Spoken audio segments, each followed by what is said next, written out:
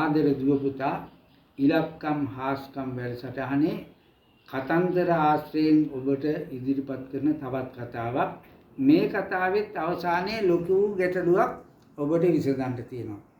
හරිම සතුටෙන් ඔබ ඒක විසඳයි කියලා හිතනවා. ඒ විසඳලා මේ නිවැරදි උත්තරේ ලබාගෙන සතුටක් ලබා ගන්න.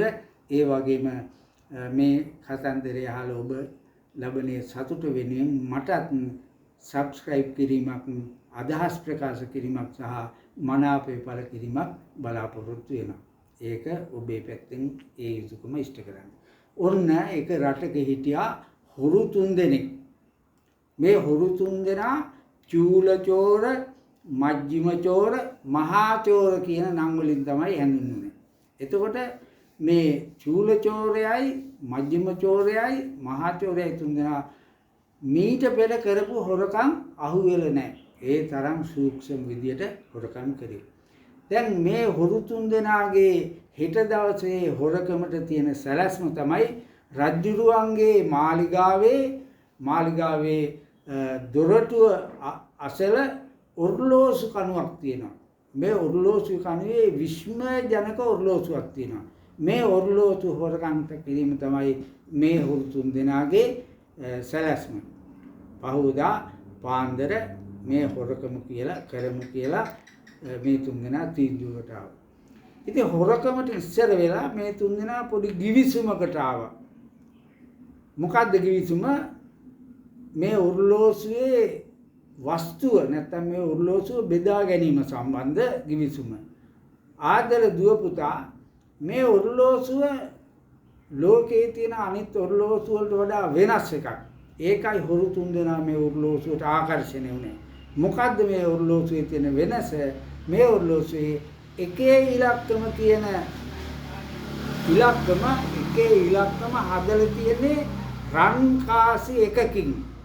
දෙකේ ඉලක්කම හදලා තියෙන්නේ රන් කාසි දෙකකින්. 3 4 දැන් 8 ඉලක්කම ගත්තොත් 8 ඉලක්කම රන් කාසි 8ක රත්තරන් වලින් තමයි හදලා තියෙන්නේ.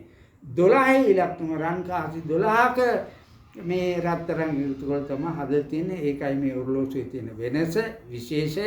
මේ නිසා තමයි හොරු මේ ඔර්ලෝසුව හොරෙන් ගලවන්නට තීන්දුව කරේ.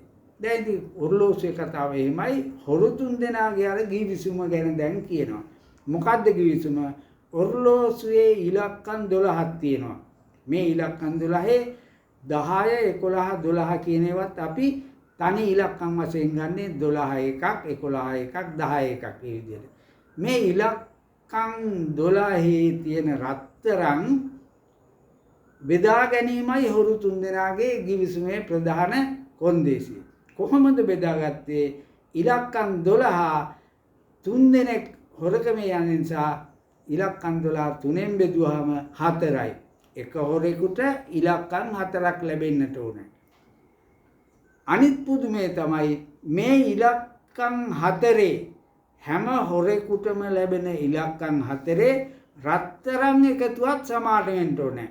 චූල චෝරට හම්බ වුණේ ඉලක්කම් 4න් යම් කිසි රත්තරන් සංඛ්‍යාවක්ද මහා චෝරයට හම්බෙච්ච ඉලක්කම් වල එකතුවත් ඒ වාගේ සමාන වෙන්න ඕනේ.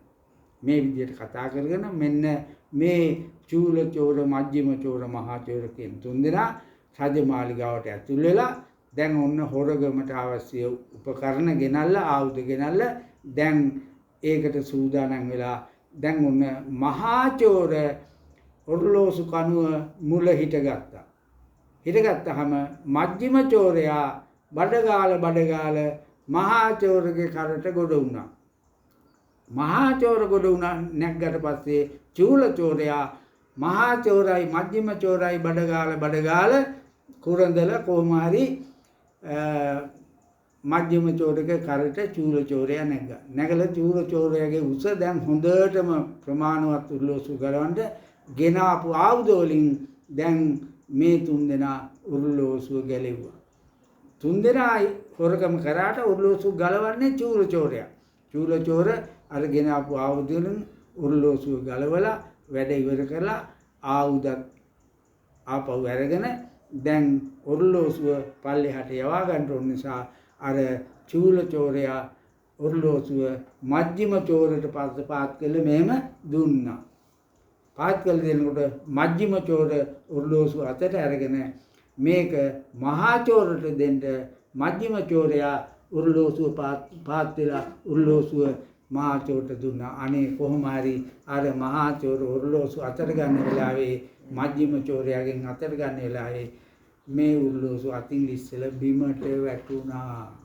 බිමට වැටිලා ඔරලෝසුව කෑලි 3කට කැඩුනා. පුදුමෙන් පුදුමේ කියන්නේ මේ කෑලි 3 අරගෙන බැලුවාම මේ කෑලි 3 හැම කෑල්ලකම ඉලක්කම් 4 ගානේ තියෙනවා. ඉලක්කම් 4 රත්තරන් එකතුව බැලුවාම ඒකත් සමානයි. රත්තරන් අර ඉලක්කම් 4 රත්තරන් එකතුවත් සමානයි. හැම කෑල්ලකම ඉලක්කම් 4කුත් තියෙනවා.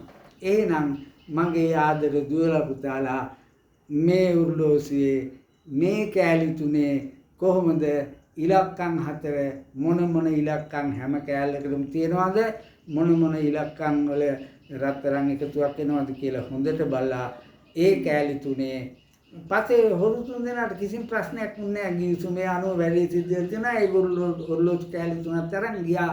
එතකොට මේ හොරු 3 දෙනාට කිසිම ගැටලුවක් වුණේ නැහැ බෙදා ගන්න. එහෙමනම් දුවලයි පුතාලයි බලන්න පළවෙනි කෑල්ල, දෙවෙනි කෑල්ල, තුන්වෙනි කෑල්ල නැත්තම් චූල චෝරයාගේ ඉලක්කම් 4 තියෙන රත්තරන් එකතුව, මජ්ක්‍ධිම චෝරයාගේ ඉලක්කම් 4 තියෙන රත්තරන් එකතුව, මහා චෝරයාගේ කෑල්ලේ තියෙන ඉලක්කම් 4 එකතු මොකක්ද කියලා බලලා සමාන වුණාට පස්සේ සන්තෝෂ වෙන්න අප්පුඩියකුත් ගහන්න ඊට පස්සේ මට subscribe කරලා ඔබේ අදහසත් ලියලා ඔබේ මනාපයක් වැඩ කරලා මේ කතන්දරෙන් පූර්ණ සතුටක් ලබා ගන්න කියලා ඉතාම ආදරෙන් ඉල්ලා හිටනවා. බොහොම ස්තුතියි.